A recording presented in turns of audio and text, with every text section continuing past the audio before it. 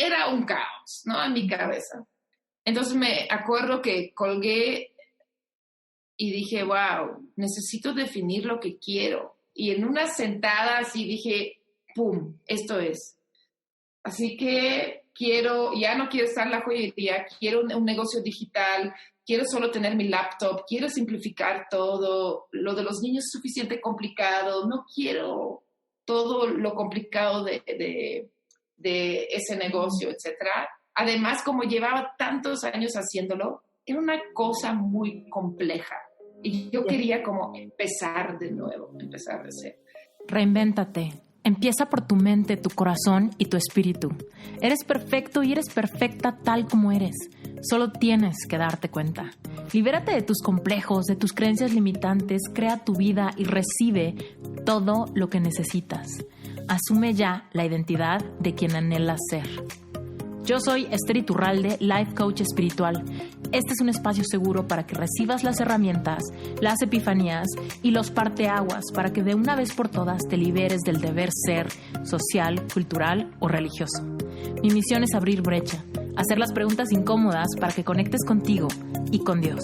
El resto lo decides tú.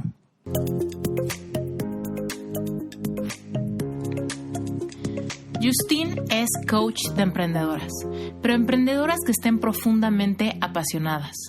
Ella emprendió su primer negocio a los 14 años y en el 2008 comenzó a vender en línea.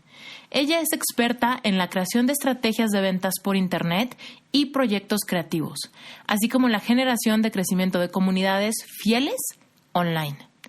Tiene 22 años de experiencia en ventas offline, 11 años vendiendo online y 11 años ayudando a mujeres creativas de habla hispana. Es fundadora de Virtual Arte, la Academia Virtual y Emprende Amigas. ¿Qué onda? ¿Cómo que empezaste con joyería tan chiquita? Lo que pasa es que creo que siempre desde muy pequeña buscaba crear un mundo paralelo con el mundo en donde nací, creo. Entonces, eso era una manera, ¿no? Era hiper creativa, entonces siempre me escondía en mi cuarto a crear mundos, ya que fuera joyería, dibujaba, pintaba, escribía, hacía muchas cosas así. Entonces, conocí a una amiga cuando estaba en la secundaria que era igual, ¿no? Nos encerramos, entonces las dos hasta grabábamos cassettes con cuentos y canciones y cosas así. Simplemente yo siento para crear un mundo paralelo, para escaparse de la realidad un poco. Y con ella un día me puse a hacer mucha joyería y de repente teníamos tantas piezas que dije, ¿pero qué vamos a hacer? ¿Qué tal si lo intentamos de vender? ¿No? Entonces fue con ella que fuimos a esa tienda donde siempre íbamos de compra, conocíamos a los dueños, un poquito más de hola, ¿cómo estás? ¿No? Bueno, algunas pláticas, dije, pues intentémoslo. Fuimos. Todo ella en Bélgica, ¿no? En Bélgica, en Gante. Fuimos, pero creo que ella ni siquiera me acompañó. Creo que solo me acompañó como una parte o solo me acompañó en el camino y yo fui la única que entró en la tienda. En fin, terminó siendo mi cosa. Ella se escapó de esa historia, no sé. Y pues me dijeron ellos, sí, vente, ¿no? Vente a vender. Tráete tus cosas, etcétera, etcétera. Entonces llevé un día después, creo, porque cuando me entra una idea soy hiper entusiasmada y me dijeron que sí, entonces llevé las cosas, me dijeron que sí, chistosamente, pues yo era una niña de 14 años, tal vez ahorita soy alta, pero en ese entonces no. Entonces todo era tamaño cuerpo de niña de 14. O sea, la primera queja de todo era, no le quedaba a la gente más grande, ¿no? Entonces, eso fue el primer aprendizaje de, creo que hay tallas en eso también. Y sí, así fue que comenzó este mundo, bueno, esta aventura de empezar a vender. Ganaba mi dinerito de ahí, que era muy chido, obviamente, porque me acuerdo que mis papás estaban divorciados y como mi mamá le daba un dinero de mantención, nosotros no teníamos como el derecho, ahí todo, ¿no? Según la ley, no teníamos el derecho de trabajar porque si no tenías que pagar tantos impuestos que te quitaban el dinero de mantención de tu papá. Entonces, mi hermano mayor y yo siempre luchábamos por, ok, déjanos trabajar, queremos ganar dinero, queremos crear y hacer más cosas. Y eso fue una de las maneras como que de crear ahí también pues una entrada de dinero para mí personalmente sin que me lo pudieran quitar. Uh-huh. Oye, pero ¿no te gustaba vender? No me gustaba vender. Creo que más bien lo que yo definía como vender no me gustaba. Pero entrar en esa tienda y pedírselo me dio mucha como adrenalina y no me costó trabajo, ¿no? Pero lo que yo consideraba como ir a vender a gente que no conozco o decir, sí, o sea, literalmente lo que definen como vender, aquí está, cómpramelo, no me gustaba. Lo que obviamente a los 14 años no me había dado cuenta que vender es mucho más que eso, ¿no? O sea, es en realidad crear una relación con una persona y hablar de tu trabajo de la misma forma en que te sientes cuando lo estás creando, ¿no? Entonces, en ese momento yo separaba esas dos cosas. Cuando estoy creando me siento así genial y cuando estoy vendiendo, uy, eso es feo, horrible, etcétera, etcétera. Pero en realidad, cuando conecté esos dos mundos, dije, no pasa nada, ¿no? Pero en ese momento sí, me acuerdo, le dije a mi mamá, quiero hacer esto, pero nunca voy a poder vender bien, nunca esa parte no sé, ¿no? Mi mamá me dijo, pues contrata a alguien que venda por ti. Pero sí, como mucho, no sé, mucha inocencia. Eso fue lo genial. Como empecé chiquita, hubo muchos años de poder, o sea, desarrollar todo esas cosas con calma y lento y sin la presión, ¿no? De ganar dinero, porque era en realidad un juego, no necesitaba el dinero para más que cosas del lujo de adolescente. Como para tu libertad, no para tus necesidades básicas. Oye, cuéntanos por qué te viniste a México. Porque parece que todo iba muy bien allá, evidentemente.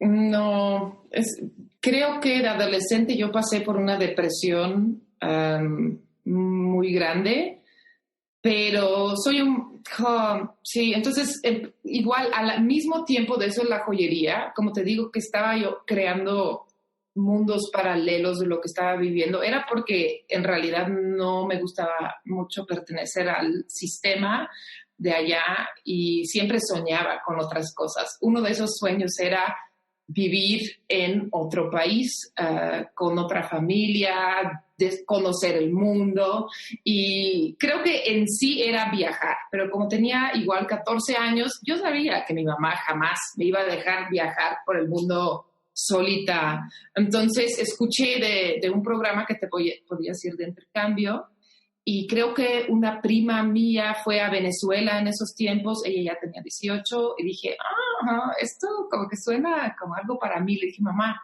mándame a ese programa, quiero hacerlo. Me dijo, no, estás chiquita, tienes 14, no, espérate a los 18 y ya puedes ir si quieres, ¿no? Entonces, cuando tenía 18, vinieron esos chicos a mi escuela a proponer ese programa de intercambio y dije, mi mamá dijo que sí, y típico mi mamá me decía, sí puedes, pero después, y yo era de esas de que no olvidaba, tú dijiste que sí hace 4 años, ahora yo estoy aquí diciendo que lo voy a hacer, ¿no? Claro. Entonces, no podía salirse de eso y sí, me puse a trabajar para poder pagarlo, porque en estos tiempos, pues lo considerábamos caro hacerlo y me puse a vender pasteles. Me acuerdo, no fui a los viajes de la escuela de fin de año, hice un montón de cosas que hice para juntar el dinero y mi mamá puso una parte y yo puse el resto y pude escoger 3 países. Escogí México, Costa Rica y Perú. En realidad quería ir a México. Una de las razones por lo que quería ir a México creo que tenía que ver con la película Como agua para chocolate. No sé sí. O sea, que no sé, cuando naces en México y conoces un poco de esas cosas y lo ves, tal vez lo ves con ojos diferentes que yo que nací en Bélgica y veía como esa película con tanta pasión que dije, óyeme, como que yo soy más de allá que de aquí, esto es fabuloso. Esa película la vi cuando tenía 12 años y me lo recuerdo tan bien, escenas y cosas así, que creo que eso fue una de las razones que me llamó mucho la atención México. También su historia de sus indígenas, sus textiles, sus colores, lo poco que yo sabía, que obviamente ahorita con internet puedes saber cómo se ve el mundo, pero en esos tiempos tenías que en realidad ir a una biblioteca o a ver una película para saber cómo se veían otros lugares, ¿no?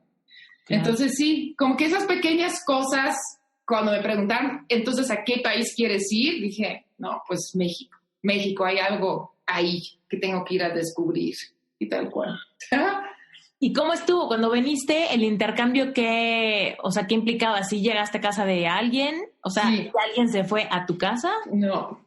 Solo, o sea, se llama intercambio, en realidad tú solo llegas aquí y si esa familia quiere mandar a alguien a otro país, adelante, pero nunca es como parejo, ¿no?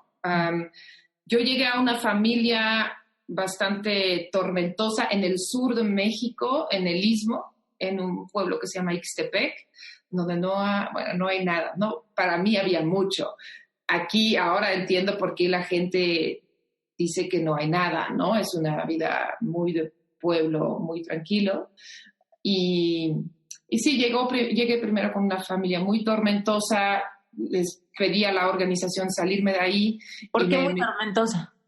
Pues la hija que tenían ellos tenía muchos rollos en la cabeza y pasaron muchas cosas, creo que no quiero entrar mucho en detalle, pero el día en que decidí ya no estar ahí fue que una noche me desperté, yo compartía un cuarto con ella y estaba en un rincón llorando y se había cortado la mano, ¿no?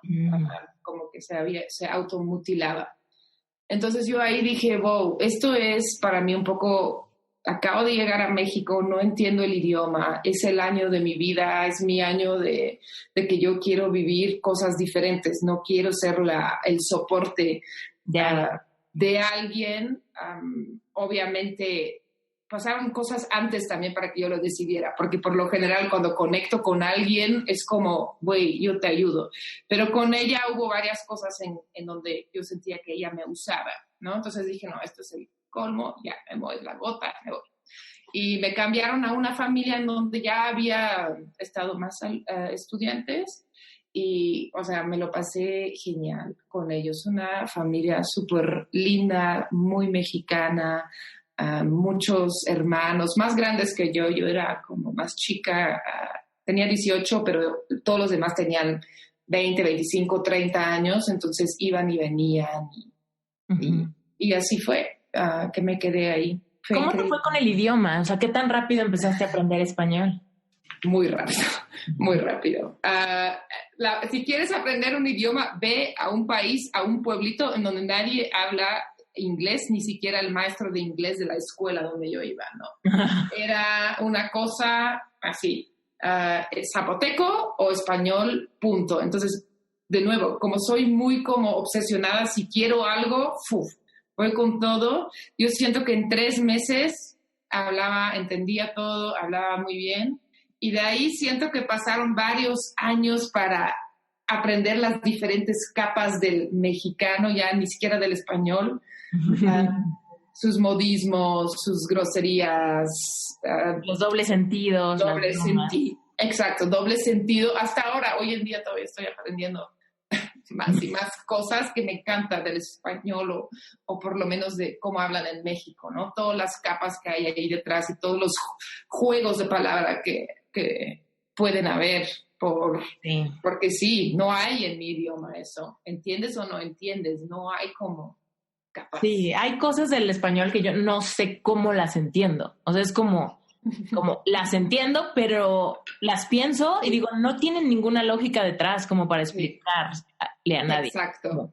Sí. O lo tratas de traducir y es como, no se puede, perdón. Sí, exacto. ¿No? Es genial. Me encanta. Oye, Sí. ¿qué pasó? ¿Te quedaste aquí?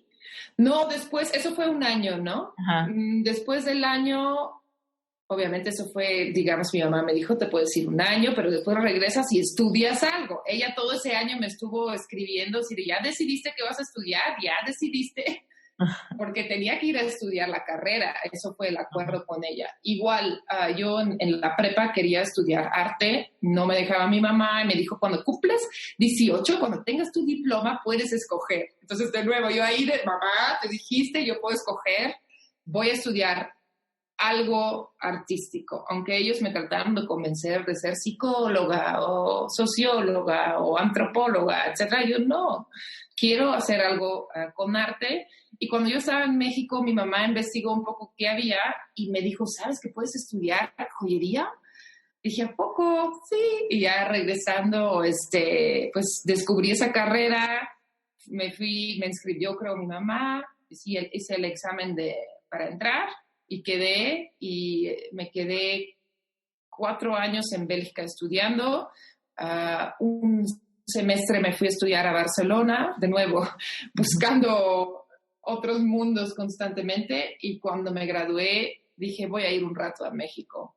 O más bien dije, me voy a tomar un año para viajar. Para ese entonces mi mamá ya se dio cuenta que cada vacaciones yo estaba en otros lados, en otros países viajando. Entonces dije, me voy un año, voy a empezar en México y voy a terminar en Brasil.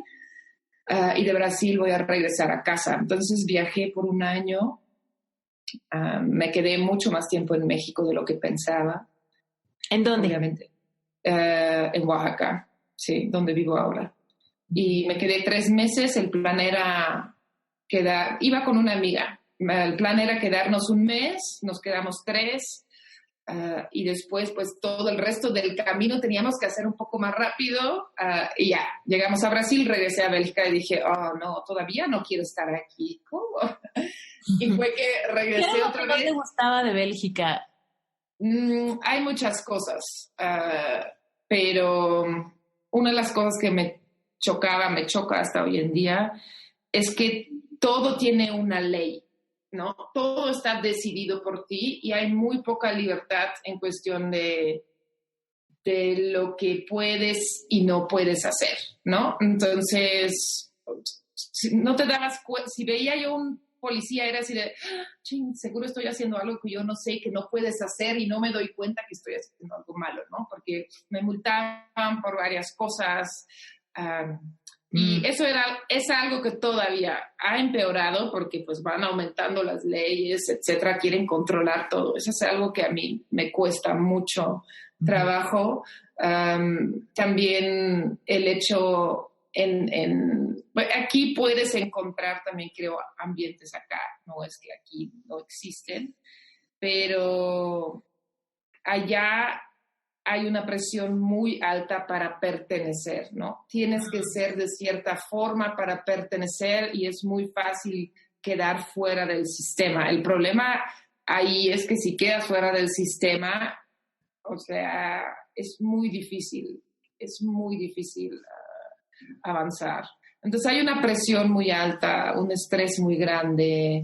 Uh-huh. Es muy caro vivir ahí, es muy caro emprender ahí, no sé, para mí, pero bueno, luego hay gente que me dice, bueno, pero aquí en México también puede haber. Entonces sí, en ciertos ambientes tal vez vas a encontrar esa presión también.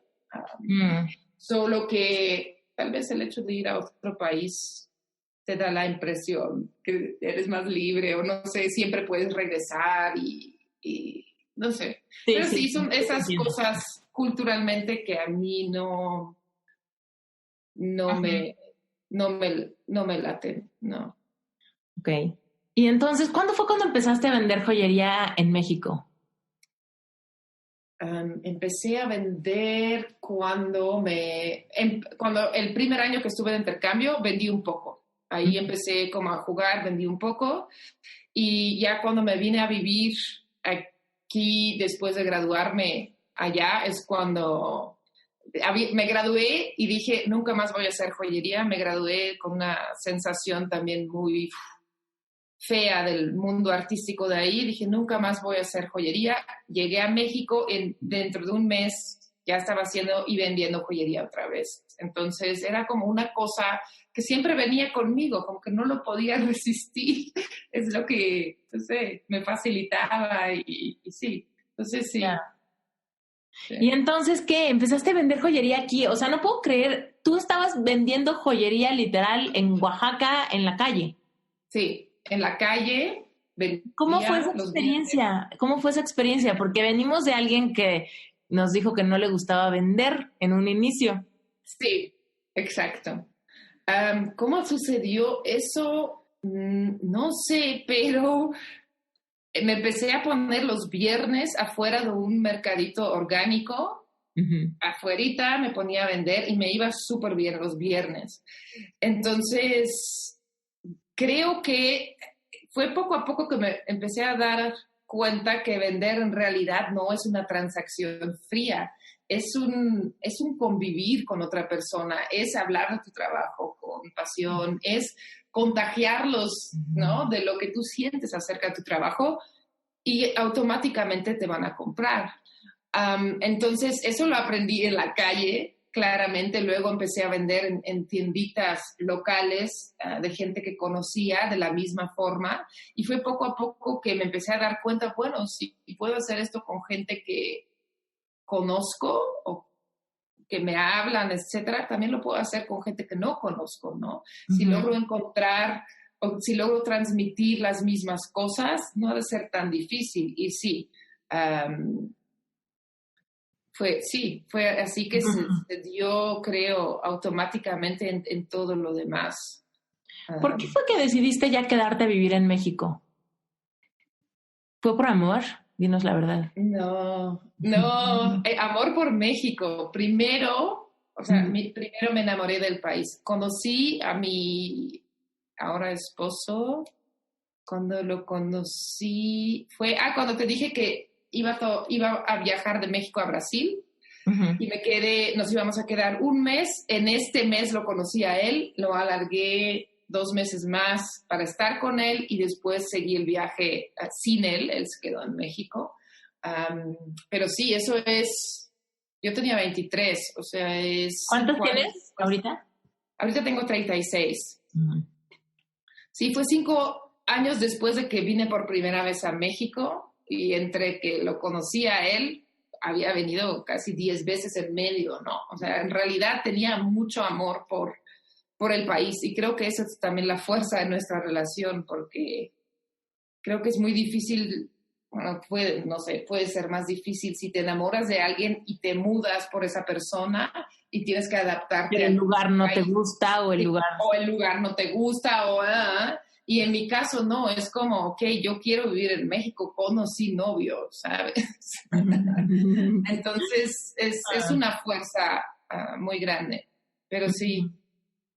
Ay, qué padre. Bueno, y entonces cuéntanos, ¿cómo fue que de repente dijiste ya paremos las ventas offline y vayámonos al mundo online?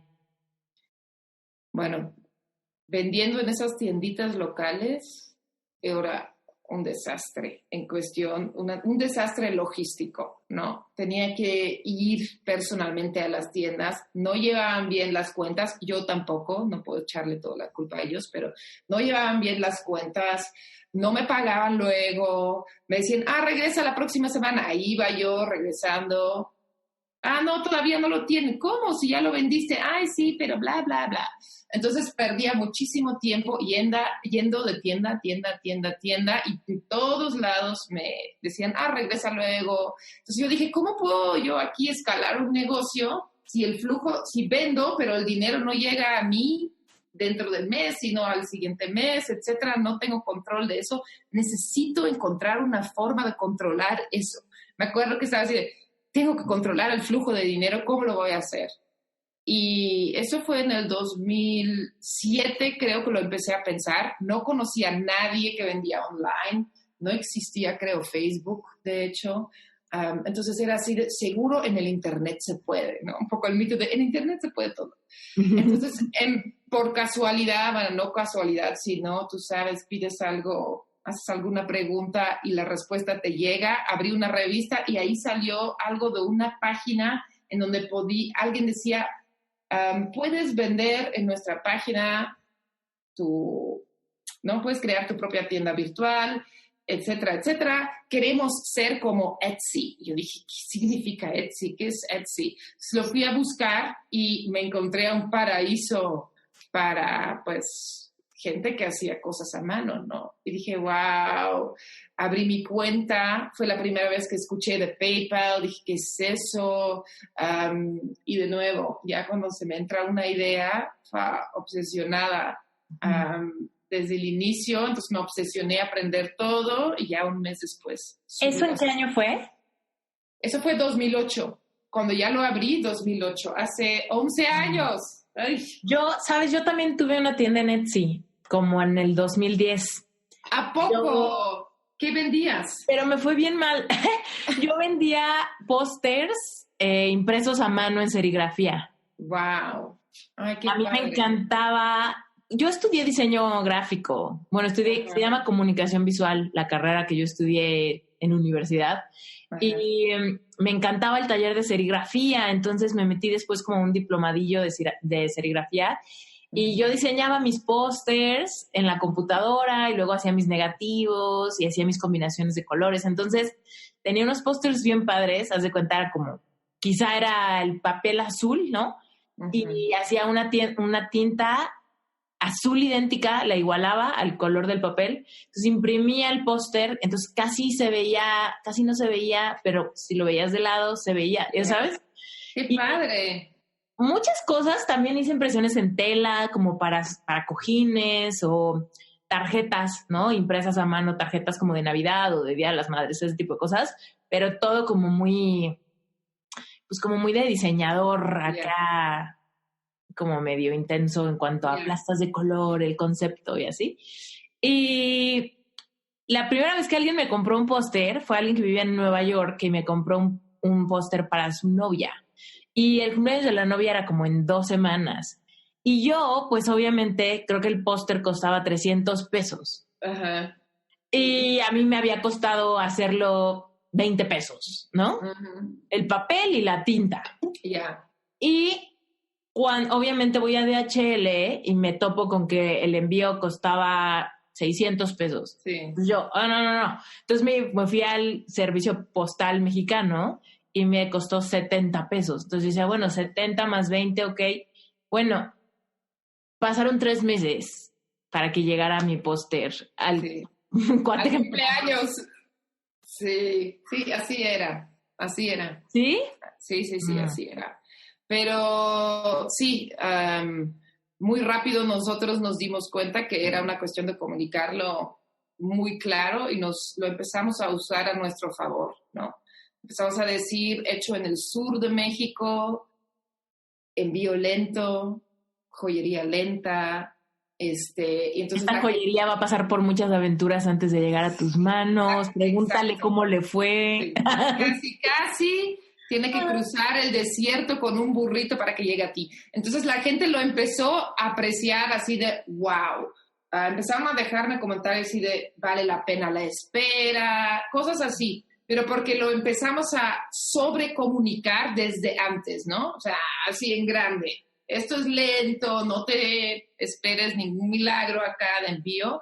Y sí, así, y bueno, tú sabes, en esos tiempos Etsy era muy básico, no podías ahí escoge tu envío, no era una opción. Ahora ya puedes meterle, ¿qué quieres? Envío caro y rápido, envío lento y barato. Entonces ahora el cliente puede escoger.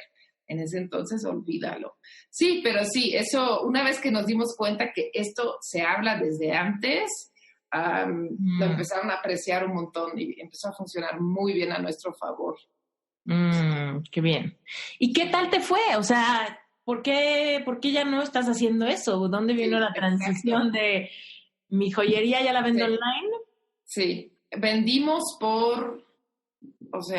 creo que hasta 3 años atrás, entonces por muchos años. O sea, mi esposo entró en el negocio, vendíamos en todos lados del mundo, veníamos a particulares, a tiendas que revendían, hicimos un montón de cosas y de repente con mi primer embarazo de mi hijo, que ahora tiene 8, me salió así embarazada, yo ya no quería tocar nada, así de, no quiero estar en el taller, mis manos no quieren tocar nada, era una cosa rara porque siempre lo había hecho, entonces lo seguía haciendo porque obviamente pues de ahí comíamos todos, pero sí, ahí empezó como él nació y era un bebé que no tocaba nada, tenemos un montón de fotos donde lo tenemos como sentadito en un rebozo y solo miraba, no tocaba. Pero pues siguió el siguiente embarazo, otra vez me entró así de, no quiero tocar nada, no quiero estar en el taller, no quiero hacer joyería, yo no sé de dónde venía eso, pero cuando el segundo bebé nació, era un bebé que tocaba todo, entonces no podíamos tenerlo ahí, porque él tiraba, tocaba, era así de, o sea, el opuesto del otro, entonces era como, o sea, yo decía, ¿sabes qué? Yo ya no voy a estar en el taller, voy a automatizar esto, vamos a delegar mucho más, etcétera. Y en el mismo lapso, creo, desde el primer momento en que yo sentí como, no quiero hacer esto, también pues abres otras puertas, ¿no? Con tu energía. Entonces la gente me empezó a preguntar, ¿pero cómo le haces? ¿Cómo le haces? Entonces yo empecé a ayudar montones de personas que conocía y no conocía, que llegaban a mí a preguntarme, ¿cómo le haces para vender en línea? Y dedicaba horas y horas y horas a responderles llamadas por Skype, emails de respuesta así, casi escribía manuales, iba a tomar café con la gente y les hacía como todo un plan, hazlo así. Y entonces un día mi esposo me dijo, oye, wow, o sea, tú dedicas más tiempo a los negocios de los demás que al tuyo. Y le dije, tienes toda la razón. Y además, ahora que lo dijiste, no quiero parar de hacerlo. Me siento muy bien haciéndolo y quiero hacer esto, ¿no? Entonces tengo que monetizarlo porque la joyería, por una razón, no sé cuál es, ya no me llama. Y sí, fue cuando en esos tiempos, ¿tú tomaste B-School o no? ¿Sí? En esos mismos tiempos tomé B-School y gracias a B-School, ves que en el grupo de ahí, o sea, no sé si todavía se hace porque ya no estoy muy activa ahí, pero hubo un momento en que podías como ganar becas y llamadas y yo qué sé. Entonces me gané varios coaching calls y varios cursos y varias becas. Entonces en uno de esos coaching calls, la chica era joyera y yo hablé con ella para hablar de mi joyería, así de, me siento así, no sé qué hacer, ¿no? Y me dijo ella, ¿sabes qué? Lo que no sabes, tienes que definir lo que quieres. ¿Qué quieres? O sea, estás aquí en ese coaching call y o sea, ni siquiera tenía como preguntas muy claras porque no tenía definido lo que yo quería. Entonces le dije, ¿a poco puedo decidir lo que yo quiero? Claro, me dijo, una vez que defines lo que tú quieres, claro, vas a saber qué hacer. Ahorita estás así de, ok, quiero mi joyería, pero quiero no estar en el taller, quiero delegarlo todo. Mi esposo es músico, entonces empezó a tocar muchísimo en esos tiempos. Yo en esos momentos quería acompañarlo a él. Era un caos, ¿no? En mi cabeza. Entonces me acuerdo que colgué y dije, wow, necesito definir lo que quiero. Y en una sentada así dije, ¡pum!, esto es. Así que ya no quiero estar en la joyería, quiero un negocio digital, quiero solo tener mi laptop, quiero simplificar todo. Lo de los niños es suficiente complicado, no quiero todo lo complicado de ese negocio, etcétera. Además, como llevaba tantos años haciéndolo, era una cosa muy compleja. Y yo quería como empezar de nuevo, empezar de cero. Interrumpo este episodio rapidísimo para volver a invitarte a Relevante Espiritual. Estoy súper emocionada por este proyecto. Sé que vamos a llegar a lugares más profundos de nuestro subconsciente para de una vez por todas empezar a encontrarle la manera de cómo podemos arrancar esas creencias limitantes y realmente potencializar todos nuestros esfuerzos para que empecemos a manifestar la vida que queremos hacer, todo desde ese lugar de conexión espiritual donde sabes que mereces perseguir tus sueños y no solamente perseguirlos, sino lograrlos. Vas a aprender a utilizar las leyes universales para manifestar y co-crear todo lo que quieras, pero desde un entendimiento profundo de cómo es que fuiste creado, por qué quieres las cosas que quieres y por qué tienes las emociones negativas que de repente tenemos. El miedo al fracaso, el miedo al cambio, la incertidumbre al futuro o cualquier problema que no sepas manejar. En Relevante Espiritual se trata de hablar en un espacio seguro, hacer todas las preguntas que tenemos para de una vez por todas empezar a movernos rápido y crear la vida que queremos tener. Toda la información está en esteriturralde.com/relevante espiritual. Recuerda que Relevante no es un curso, Relevante es una membresía mensual, lo cual quiere decir que si decides entrar, tu compromiso inicial solamente es de 4 semanas.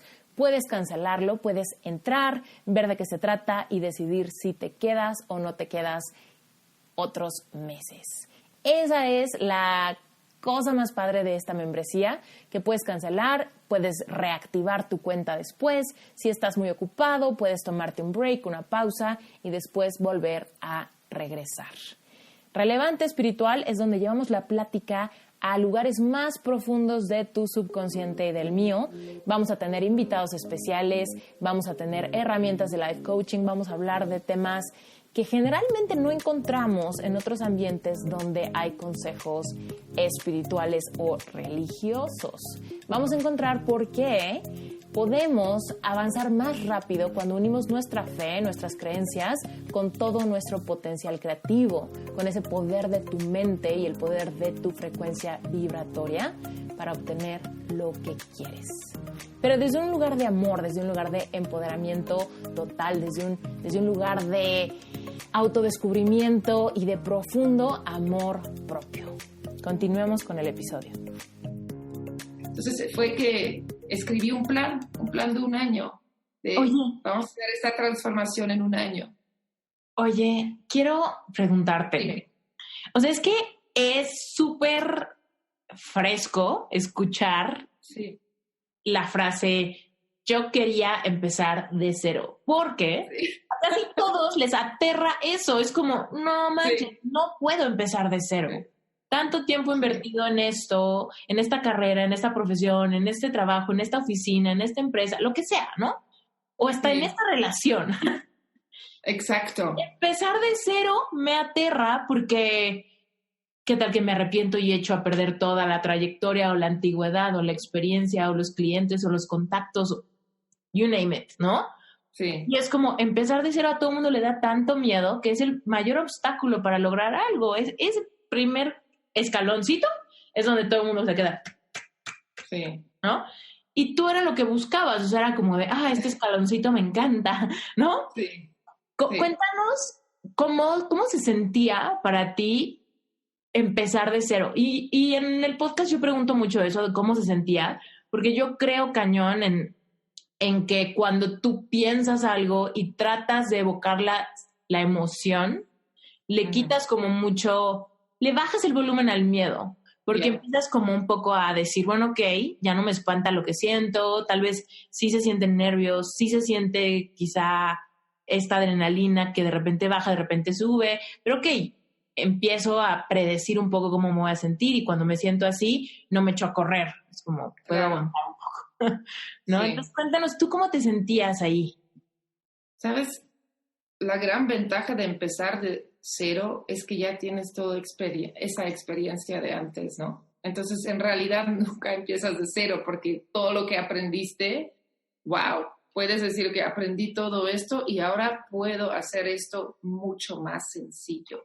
Y yo me sentía muy como, tenía por un lado muchos nervios decirle a todos, porque yo sabía que todo el mundo me iba a decir, estás loca. Mi esposo iba a decir, espérate, tenemos 2 hijos, o sea, vivimos todos de eso y tú vas a empezar algo nuevo, tú vas a empezar de cero. Tenía miedo de decirle a mi familia, sabía que todo el mundo me iba a decir, estás loca. Entonces yo dije, ok, nadie me va a entender otra vez. Esto es una cosa que se repite en mi vida, ¿no?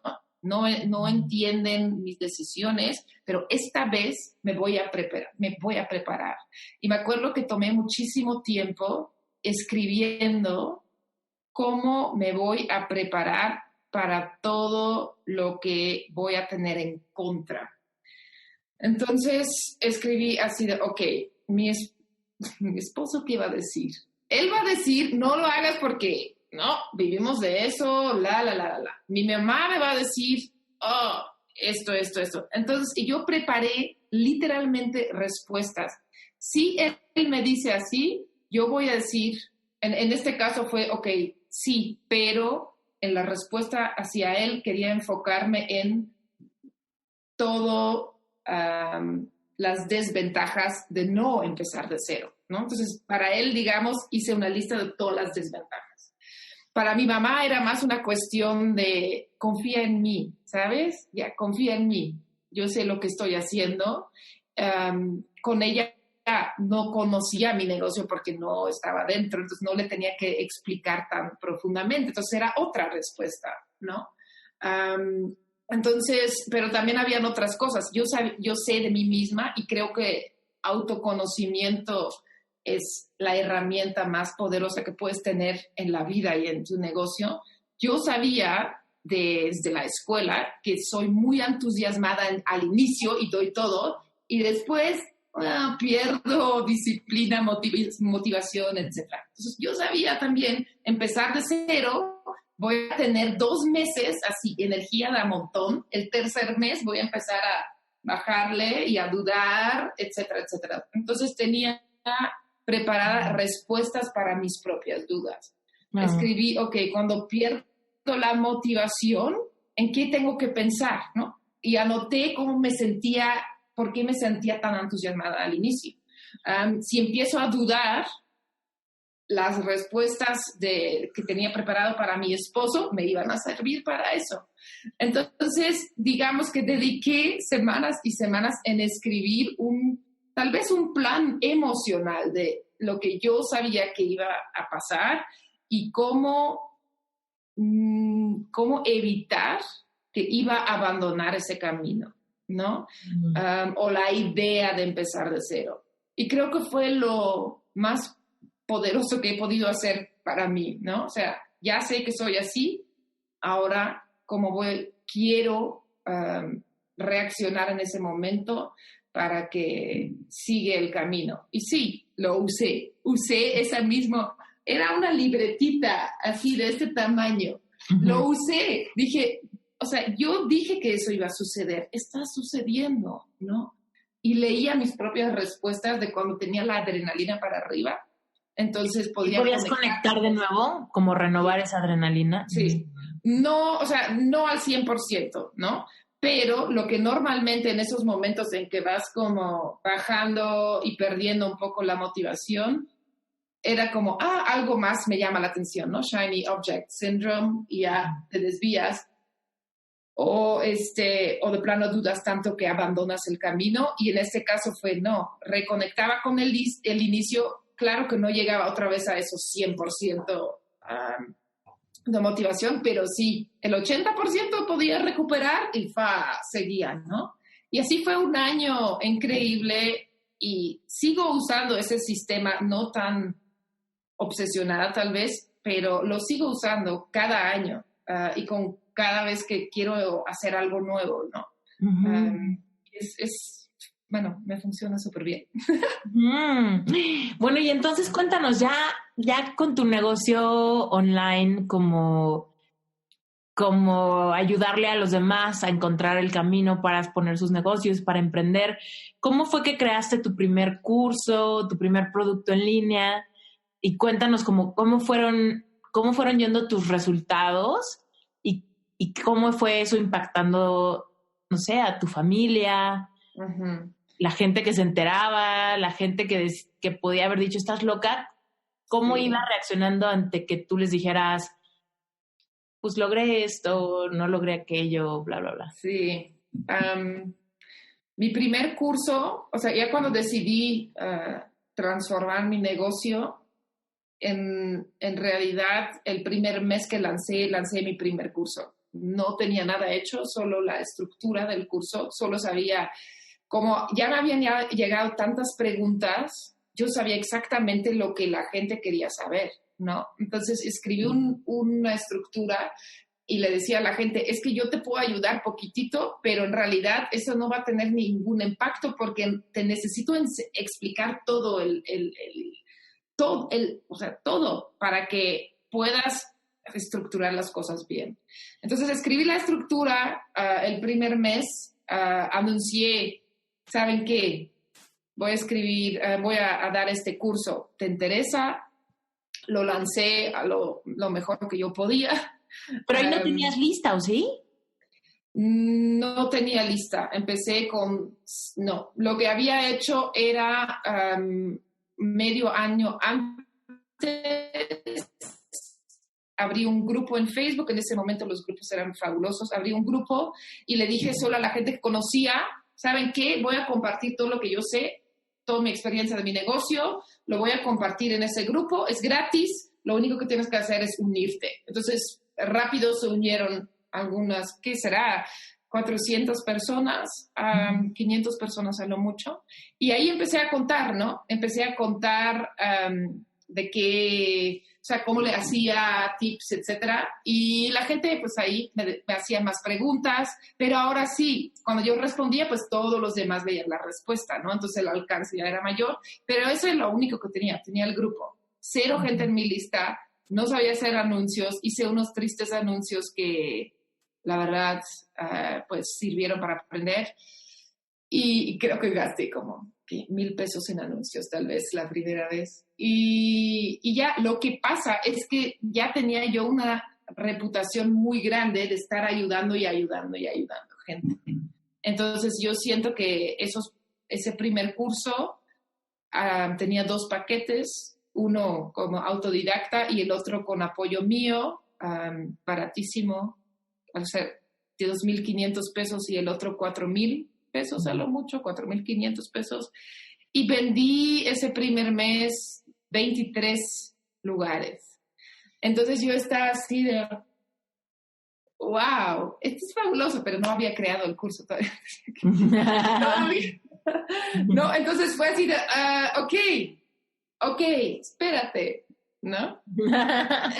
¿Qué dijo, por ejemplo, tu esposo ahí? ¿Qué dijo tu esposo, por ejemplo? Porque pues sí. Hagamos el comparativo. O sea, pues tú ganaste 23.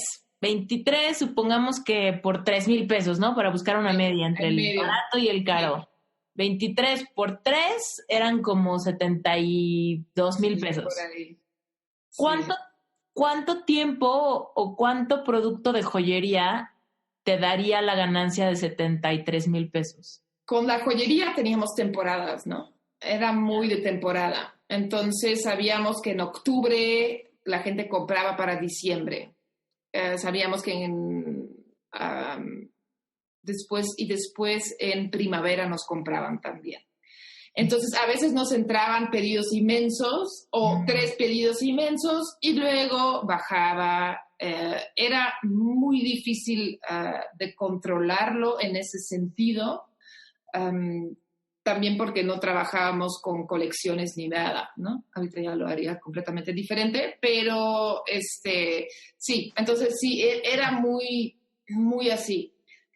Una semana antes de lanzar mi curso, pues yo ya me había retirado por completo de la joyería y mi esposo estaba manteniendo ahí las cosas lo mejor que se podía, pero sí, era septiembre, entonces era un mes bajo en la joyería también. De repente estábamos habíamos pasado todo el verano en Europa, habíamos gastado todo nuestro dinero, estaba así discutiendo, y me acuerdo una discusión antes con él, que él dijo, güey, o sea, esa llamada con esa coach echó a perder todo, porque ahí la locura se te entró y tú con tus ideas, estábamos discutiendo. Y le dije, ¿sabes qué?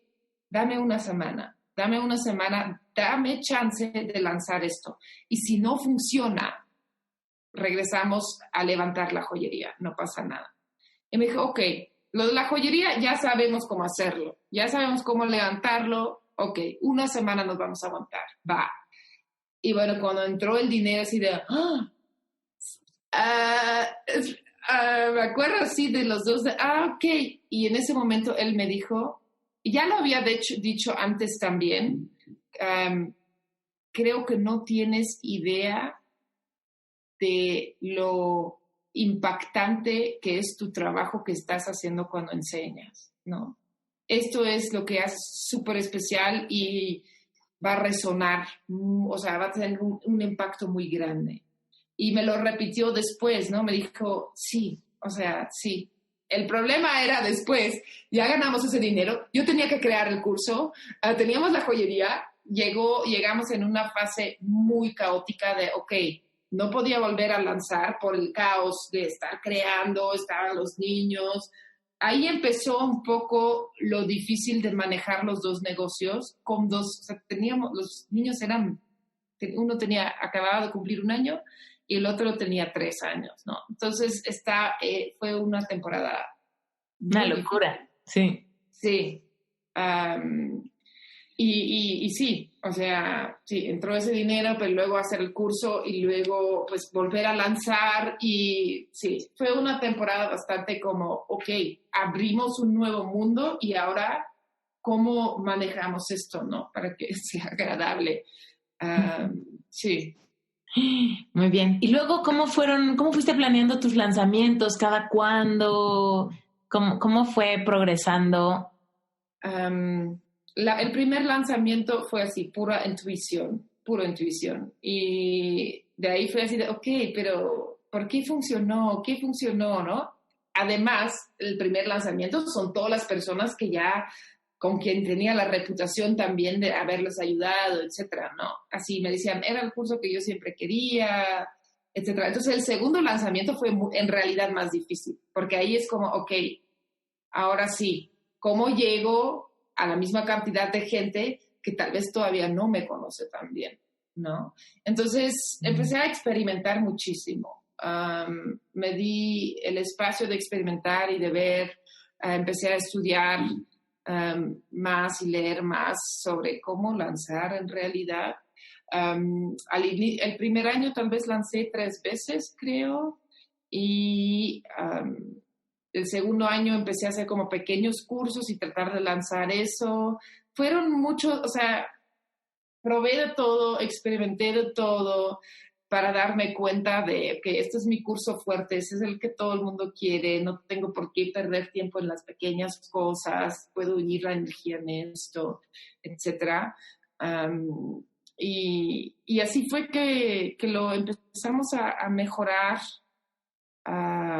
poco a poco. Pero sí, mucho intentar,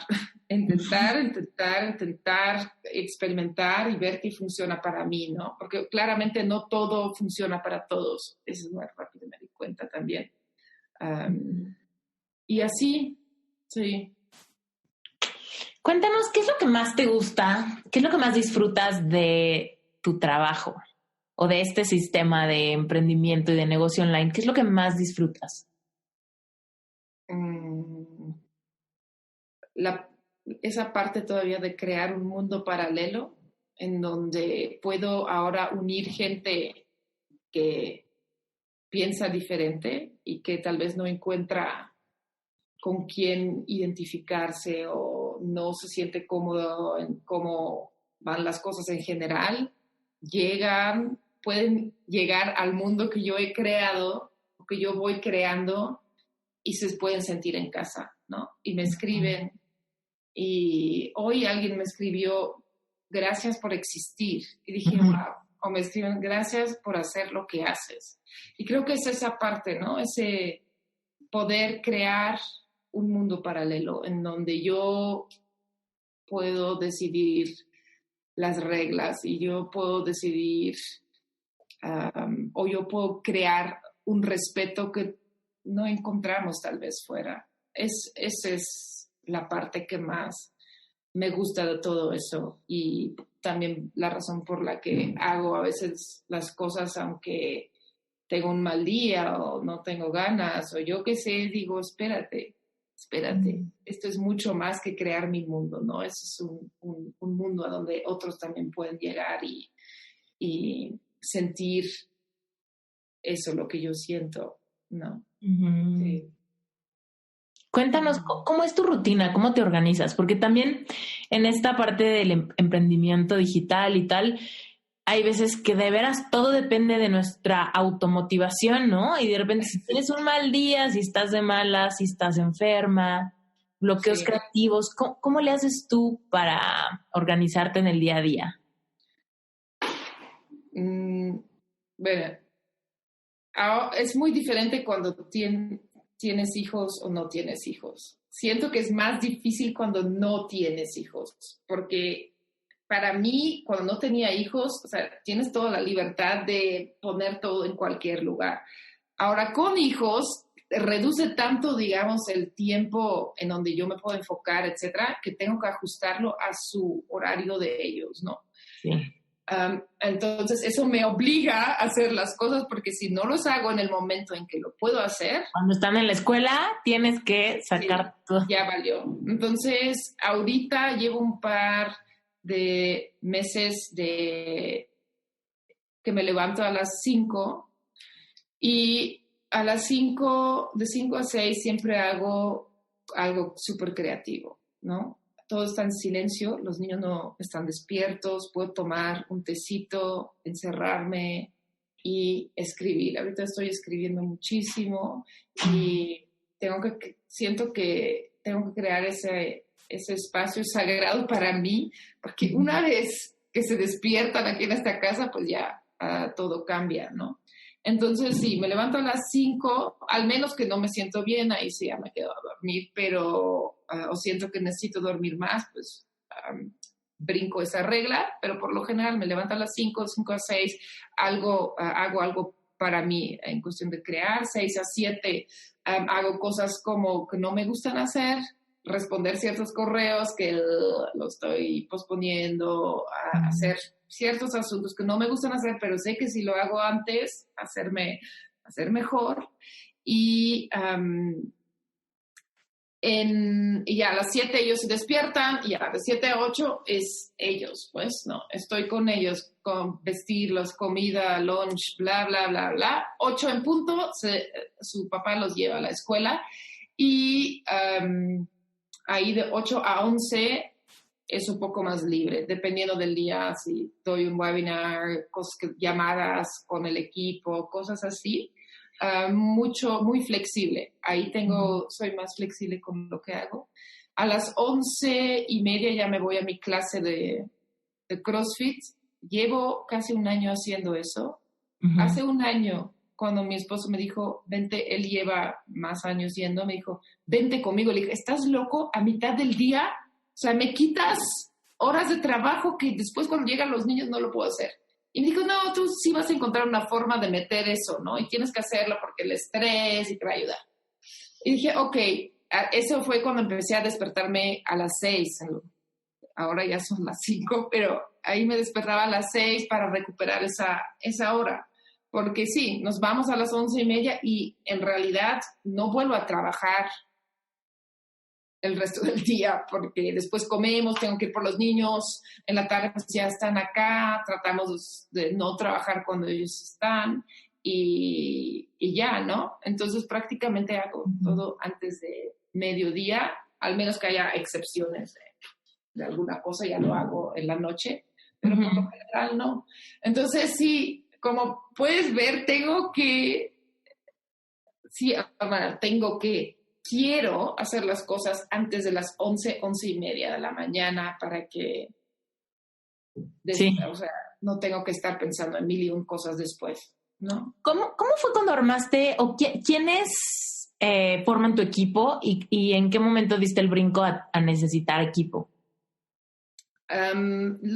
La primera persona que contraté empecé en septiembre y la contraté en marzo de ese primer año, y fue porque recibí como mi primer correo horrible de un hater, y antes me habían llegado correos feos, pero ese me llegó muy al corazón porque no tenía sentido, era así de, no soporto tu cara y tu voz y tu pinche acento. Además, esta persona se tomó el tiempo de escribirme eso y me sentí mal 2 semanas. Y dije, wow, el hecho de que eso me afecta 2 semanas no está chido, porque tengo un montón de otras personas a quien sí estoy ayudando y quienes sí quieren escucharme, pero si mi energía está afectada, pues eso afecta a mi trabajo, ¿no? Sí. Entonces, ese momento dije, necesito a alguien que responda esos correos. Además, en ese momento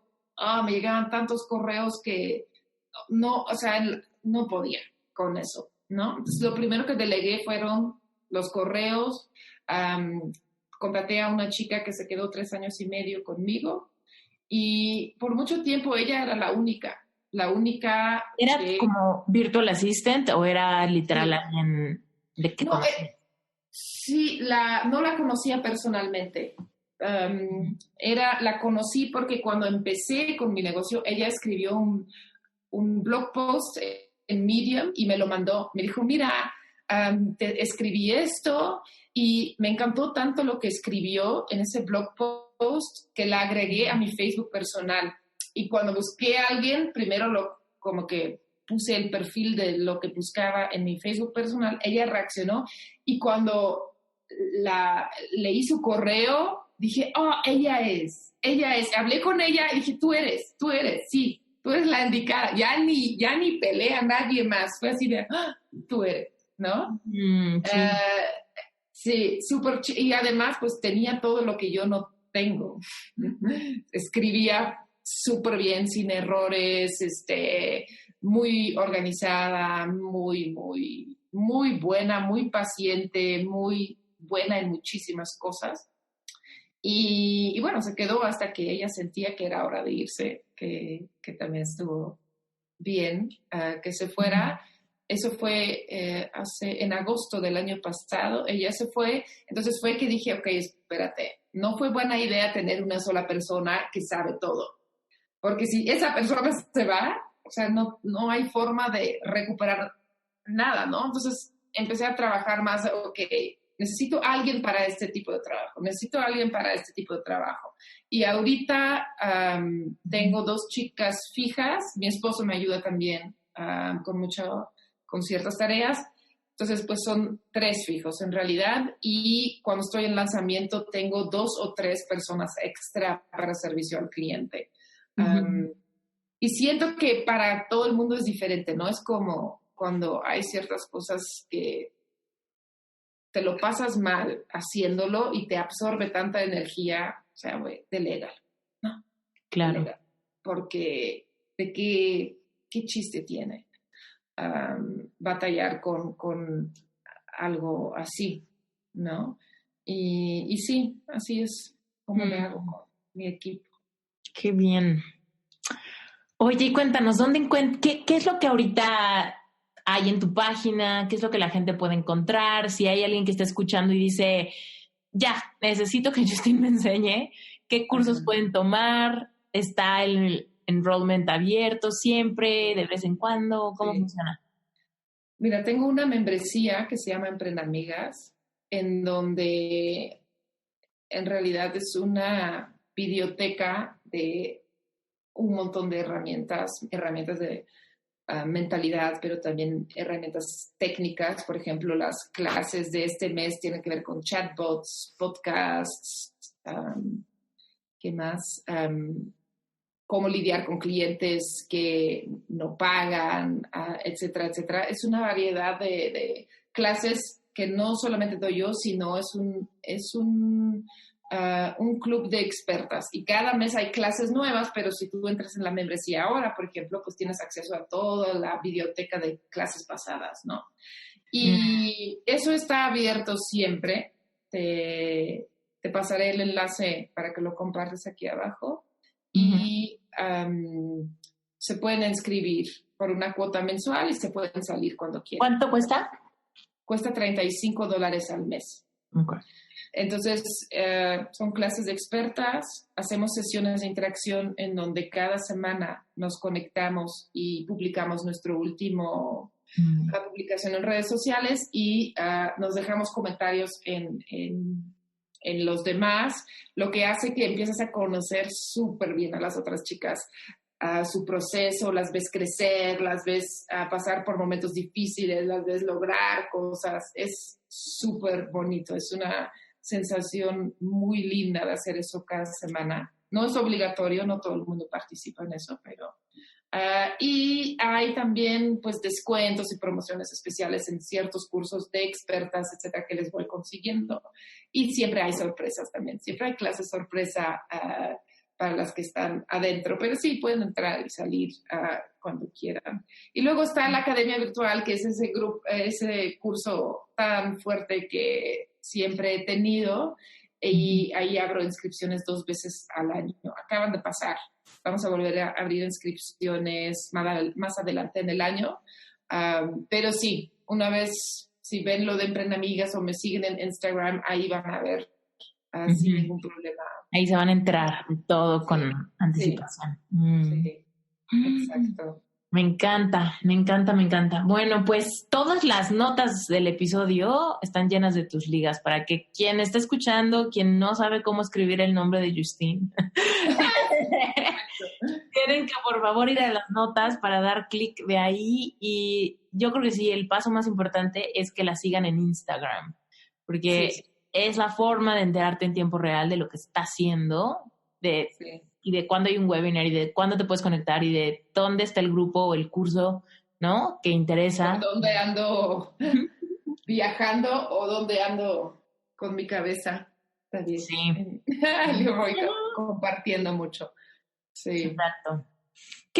Para terminar, Justine, dinos, ¿qué le aconsejarías a alguien que tiene la idea de hacer un negocio nuevo, pero tiene miedo de fracasar y de regresarse con la cola entre las patas a un trabajo de oficina o algo así? Muchas cosas.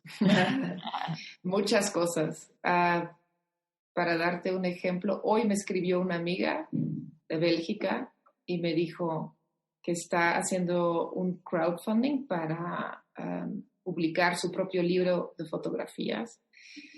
Y me dijo, ¿cómo le voy a hacer? ¿No? Y le dije un montón de cosas, pero yo te puedo dar un montón de estrategias, ¿no? Y ya la veía así de, esto no me gusta hacer, esto tampoco. Y terminé diciéndole, ¿sabes qué? Te vas a tener que sentir incómoda. De hecho, de todo lo que te dije, lo que ahorita al leerlo te causa más incomodidad, lo más seguro es que eso va a ser lo más efectivo, ¿no? Y no te va a pasar nada. No es que vas a tener que sufrir, sino acostumbrarte a incomodarte un poco y hacer las cosas que otros no se atreven a hacer. Y se quedó así de, creo que es verdad. Pero le dije, hay una cosa más incómoda de esas estrategias que te estoy dando. Es más incómodo darte cuenta que nunca realizaste tu sueño a que incomodarte por tomar acción, ¿sabes? No quieres terminar tu vida diciendo, mejor hubiera hecho, ¿por qué no lo intenté? ¿No? Una de las cosas que yo le dije fue, ve a buscar activamente prensa o gente que ya está sirviendo el público que tú quieres servir. Ve a buscarlos y háblales de tu trabajo, lo que decía al inicio, con la misma emoción de cuando tomas una foto, con la misma emoción de cuando ves salir tu foto de la impresora. Ve a hablarles de esa manera.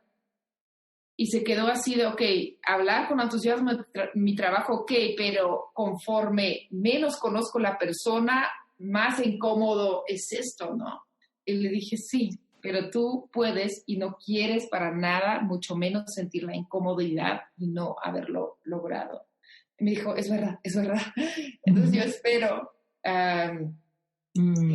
que se va a recordar y que va a hacer eso, pero yo sí siempre pienso que no es miedo de fracasar, sino miedo de nuestro propio poder, ¿no? Miedo de aceptar lo poderoso que somos, porque eso es algo que nos enseñaron a frenar.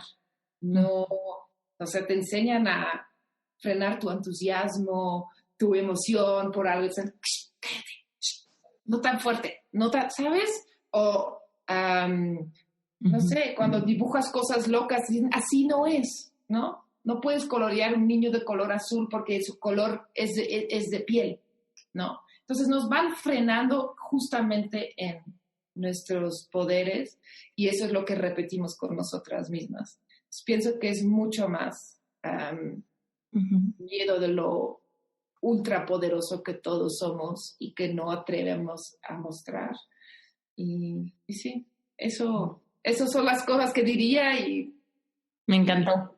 Tienes razón. Hay que perderle esa resistencia cañona a incomodarnos. Sí. Yo siempre digo que la zona de confort no es la zona cómoda en realidad. La zona de confort es la zona conocida. Exacto. Te acomoda nada más porque la conoces, pero en realidad puedes estar muy incómodo en tu zona de confort. Sí. ¿No? Solamente que, pues, bueno por conocido. Sí. ¿No? Exacto. Muy cierto. Es verdad.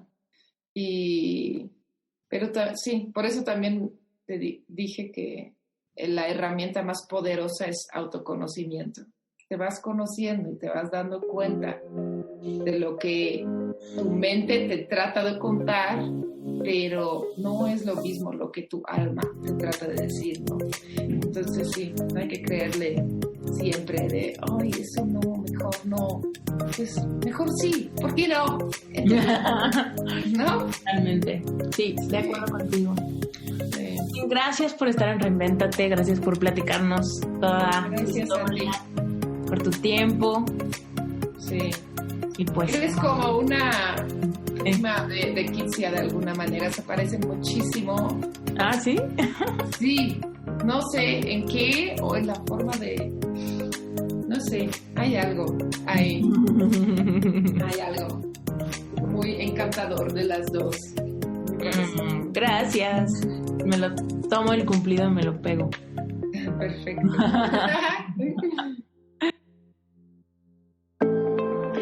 El otro día le estaba preguntando a una persona si creía en Dios. Me dijo que sí, que por supuesto creía en Dios. De hecho, me dijo que era católica y que tenían muchas costumbres, ¿no?, alrededor del catolicismo, lo cual quería decir automáticamente que creía en Dios. Sin embargo, yo le pregunté, ok, perfecto, crees en Dios, muy bien, porque Dios existe, creas en Él o no creas en Él, es completamente irrelevante si tú crees en Dios. Es como decir, es que yo no creo que existe el sol, yo no creo que funciona la ley de la gravedad. Bueno, pues el sol existe contigo, sin ti, la gravedad te pega al suelo con... creas en ella o no creas en ella. Entonces Dios existe, por supuesto que sí, y me encanta que lo crea. Perfecto, padrísimo. Pasamos a la siguiente pregunta. Bueno, ¿tú le crees a Dios? Y se quedó en un silencio incómodo y me dijo, es que no sé a qué te refieres. Y yo, bueno, ¿sabes qué dice Dios de tu vida? Y me dijo, no. Y le dije, ¿lees la Biblia? Y me dijo, sí. Y luego le dije, cuéntame tu versículo favorito. Y me dijo, no tengo ninguno. Y dije, ok, bueno. ¿Y cuándo lees la Biblia? Y me dice, bueno, es que cuando estoy en problemas, la leo y me da paz. Perfecto. Y le dije, ok, cuéntame una situación donde hayas estado ansioso y dime qué fue lo que leíste que te dio paz. Y me dijo, no me acuerdo ahorita. Le dije, si de verdad hubieras estado ansioso y hubieras abierto un libro y ese libro te hubiera traído paz inmediata a tu ansiedad, créeme que te acordarías perfectamente de cuál era la causa de la ansiedad y cuál fue el fruto de la paz. El punto es que no hay vergüenza, casi nadie lee la Biblia, no pasa nada. La realidad es que la Biblia es un libro maravilloso, pero que si no tienes un sistema de creencias de que la Biblia es maravillosa, pues no la lees. Más bien estamos acostumbrados a pensar que la Biblia es de hueva, que la Biblia no se entiende, que la Biblia solamente lo entienden los curas, que la Biblia es un libro pesado y que tiene letra chiquitita y que parece diccionario. Y que tiene el lenguaje de la prehistoria, obviamente. La verdad es que hay muchas Biblias, hay chiquitas, hay modernas, hay padres y hay Biblias con lenguaje mucho más relevante para nuestros tiempos. El punto es, cuando yo le pregunté, ¿tú le crees a Dios? No supo qué decirme, porque no sabe qué es lo que Dios decía a su vida. Y le dije, bueno, en la Biblia, por decirte cosas simples, Dios dice que te va a dar paz que sobrepasa todo entendimiento, que es la paz que necesitas cuando estás en la histeria total, cuando tienes pánico, cuando estás preocupado, cuando estás que te quedas, cuando te choca tu trabajo. ¿Has logrado conectar con esa paz que sobrepasa todo entendimiento? Porque la paz que sientes cuando todo es pacífico, pues no sobrepasa todo entendimiento, es bastante lógico que haya esa paz. Pero ¿qué pasa con esa paz que de veras sobrepasa todo entendimiento? Esa es la que necesitas cuando estás en pánico, es la que necesitamos cuando estamos sufriendo, es la que necesitamos cuando estamos en depresión, es la que necesitamos cuando estamos súper enojados porque nos hicieron algo fatal o nos ofendieron o nos lastimaron o nos humillaron, ¿no? Por ejemplo, ¿qué más dice Dios? Dios dice que Él proveerá, Dios dice que no nos va a faltar nada nunca, que Él alimenta a los pájaros del cielo y que si alimenta a los pájaros del cielo, imagínate qué hará por nosotros que somos su creación más amada. ¿Tú sabías eso? ¿Tú le crees a Dios que nada te va a faltar?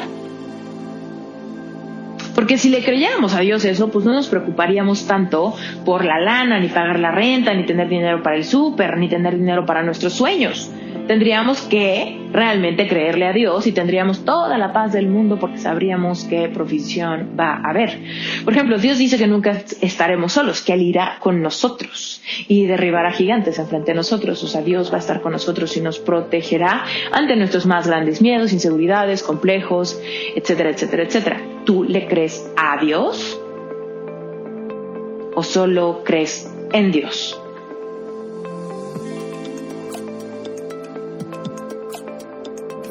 Para más información de Relevante Espiritual, entra a mi página web esteriturralde.com/relevante espiritual, así como suena con doble E, Relevante Espiritual, todo junto. Relevante Espiritual es un espacio seguro, es una membresía mensual, es una plataforma online. No importa dónde vivas, no importa si no puedes estar en vivo. Lo que importa es que tengas acceso a internet, que te guste estudiar, que creas en Dios, que quieras familiarizarte con el uso de las leyes universales, que quieras ejercer una conciencia plena en el día a día y que estés listo para hablar de temas que no se hablan en la iglesia. Vamos a hablar de temas que pueden ser un poquito controversiales, temas que pueden ser un poquito complicados, pero en este espacio seguro se trata de que reflexionemos sin juicio, compartamos y simplemente empecemos a hacer eso que dice la Biblia, escudriñarlo todo y retener lo bueno, pero sin penas, sin juicios y sin tapujos. Te invito a que te unas a este proyecto. Hablemos de temas relevantes desde una perspectiva espiritual. Te platico, Relevante Espiritual es una membresía. Es una membresía mensual. ¿Qué quiere decir? Que cada mes tú vas a tener acceso a una plataforma donde vas a encontrar una masterclass semanal donde yo te voy a hablar en vivo al respecto de temas relevantes para nuestra vida. Como ya te comenté, vamos a hablar de sexualidad, de relaciones conscientes, de familia, cómo poner límites, cómo realmente tener una práctica espiritual en nuestra vida, cómo sentir la presencia de Dios con nosotros, cómo podemos orientarnos cuando estamos batallando con emociones negativas como celos, envidia o una depresión, tristeza, melancolía. ¿Qué hacer y cómo recurrir a nuestra espiritualidad cuando tenemos que tomar decisiones bajo presión y no sabemos cómo hacerlo? ¿Qué hacer cuando tenemos miedo a algo? ¿Qué hacer cuando tenemos heridas del pasado que no sabemos cómo sanar? De esos temas se van a tratar las masterclasses que van a ser en vivo cada domingo. Espiritual, así como suena con doble E. Relevante, espiritual, todo junto.